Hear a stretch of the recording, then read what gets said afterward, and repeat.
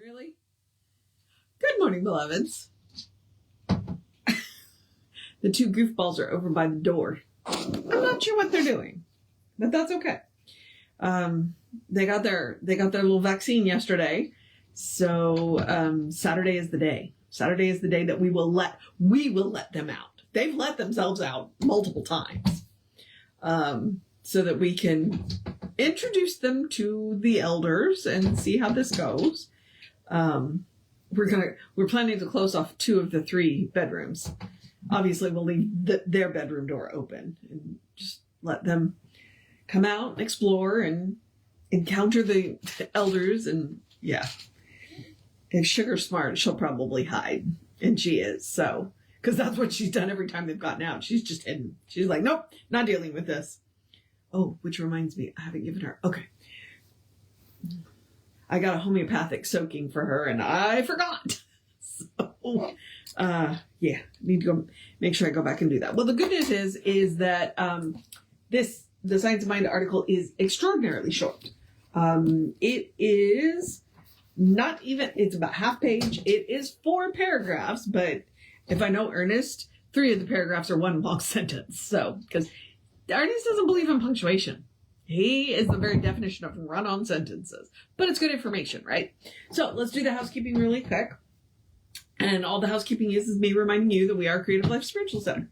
The website is creativelife.org. The constant contact email is info@creativelife.org. That will let you... that will get you 1 email a week, tells you what's going on for the week and the month. The hot links are hot. So if it says click here now, it is, it'll take you right to the information or the person that can help you get it. It is, as I said, 1 email a week. It's a real person doing it. He doesn't have more time for more than that. However, we do live in hurricane country. So that would be the only reason you would get more than 1 if there's something that has happened. And then, it's a blind CC. So nobody will get your email. Nobody will see, you're not going to end up on anybody else's email list because of us. We will not do that to you.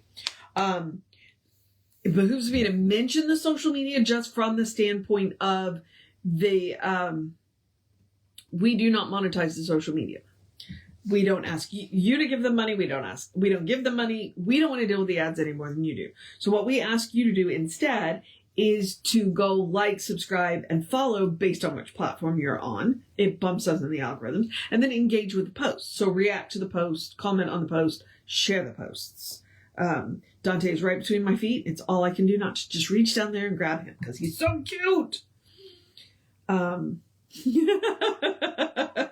we are Creative Life Spiritual Center or Creative Life Spark based on which platform we are on. And I am the running Rev Ryan on the social medias that I am on. Yeah, I didn't grab him and he's gone. He's over by the door torturing his brother. Or chasing his brother. And I will tell you that one of the best cat toys for these 2 is each other's tails. Because Dante just literally bit Gio's tail.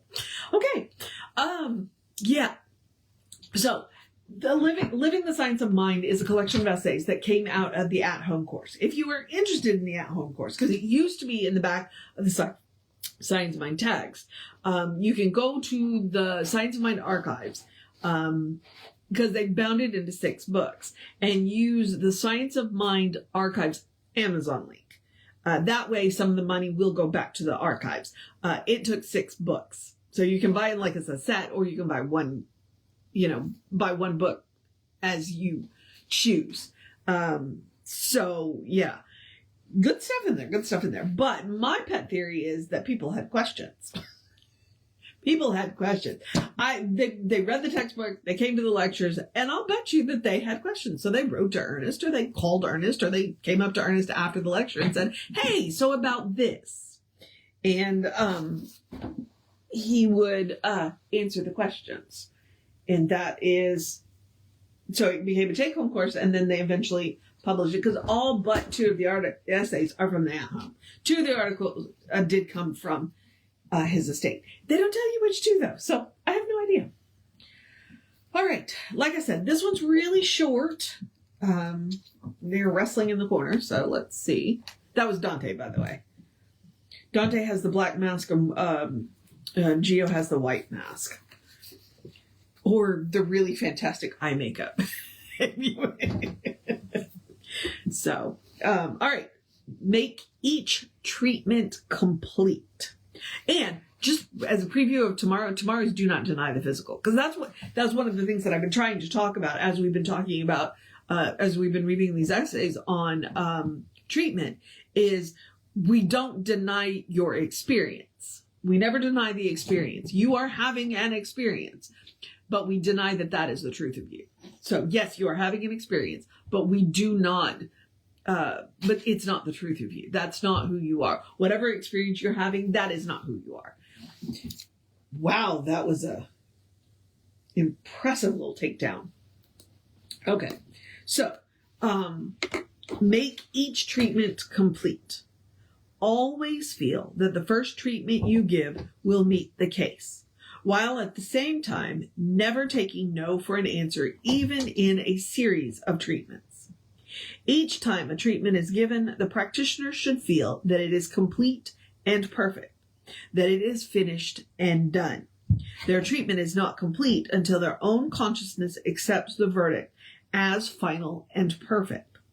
In actual experience, the practitioner may have to do this day after day over a period of time, but they must be careful to avoid the feeling that the performance must go on forever. Ooh, yeah. That is, I think that's a good one. It's like, yeah, I'll treat for you. I'll treat for you as long as you need me to treat for you. But at a certain point, it's got to be done. So they must be equally careful that they know that right thought continually poured into consciousness will heal. So what they do in practice is to make each treatment complete, to draw a final conclusion in each treatment, and then be willing to keep on until the case is met. So, as I said, well, actually, hang on. Let me go with another thought first. One of the things that Jesse talks about on a regular basis is that we are a paradox. Science of mind is a paradox. We hold a couple of pretty opposite ideas, in our hands at all times, and this is one of them. But one of the things that I talk about is balance.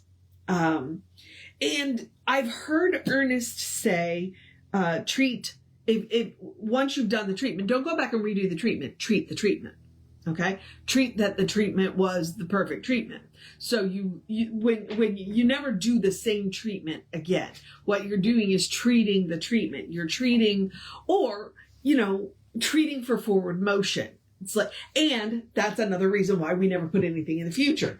Because if we put it in the future, then we're going to be treating forever because it's never going to come. We treat now. It's like, okay, whatever it is that I want exists now. Even if it's not my experience yet. But but it already exists.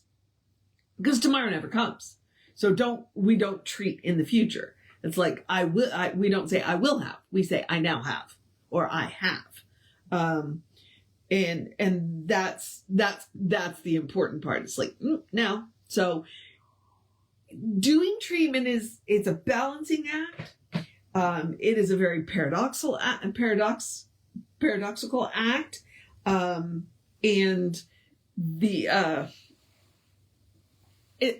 But it's so worth it, because what you are doing is preparing your consciousness to accept. You can always tell it's Gio, because the first thing he does is bite. Here, you want to chew on something? Chew on that, not me. I am not a chew toy. Right? I am not a chew toy. You can try to tell that to a kitten. Okay. So, balancing act, treatment. So that's why each time we do a treatment, it's done. And we state our conclusion, and it's finished, and it's perfect. Now, if later on we figure out that there's something else we wanted to add, we're going to do another treatment. We're not going to go back and redo that treatment and add on to it. We're just going to do a completely another treatment. It's like, hey, one more thing. It's like Peter Falk. One more question. And you can do that. That is definitely allowed. It is part of the experience. So, I think, yeah, I've probably talked longer than the reading now, but that's it. Make sure each treatment is whole and complete and finished in the end. And then, if you do want to go back, do a different treatment. You can do an additional treatment. Treat your treatment, add something new, don't redo your treatment. It's part of the reasons why I don't write treatments down. It's like, nope, I'm going to do the treatment and I want it to be its own treatment, because the treatment that I did, I'm done and I'm moving on. And I can go back and add or change, and you're allowed to change your mind too. You know, just because you treated for something and then you realize that's not really what you want, you can go back and do another treatment and say, you know what? So feel free to change your mind. So, all right. Like I said, science of mind is a spirituality of paradox. Well, actually Jesse says that.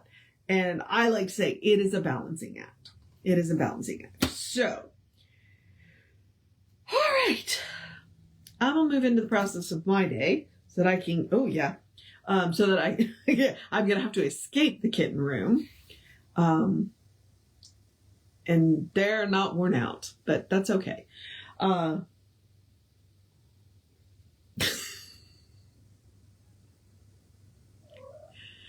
I'm going to encourage you to have a great day, a wondrous day, a fantastic day, a magical day, an enchanted day, a wonderful day, an awesome day, an amazing day, a take care of business day, a you got this day, a we're wrapping this week up day, a stay out of the heat day, a drink plenty of water day, a stay out of the sunshine between 10 and 2 day. Rumor is that it's going to be 100 today. So, definitely take care of yourself day, a have some fun day, a cuddle your fur babies day, a you got this day, a good day. And if that is too much pressure, because occasionally it is, I know, I understand. Gio's got the upper hand right now. Simply have a day. You are enough, just as you are. You are a beloved expression of the divine. You are spirit in motion, God in action, a beautiful masterpiece and a work in progress at the same time, a brilliant light and a divine spark. And as Reverend Jesse likes to call us, you are a godling. So explore the truth of your being. Get to know who the divine knows you to be, because the divine knows you to be good. It's all the divine knows. And from there, anything is possible. All right. Reverend David,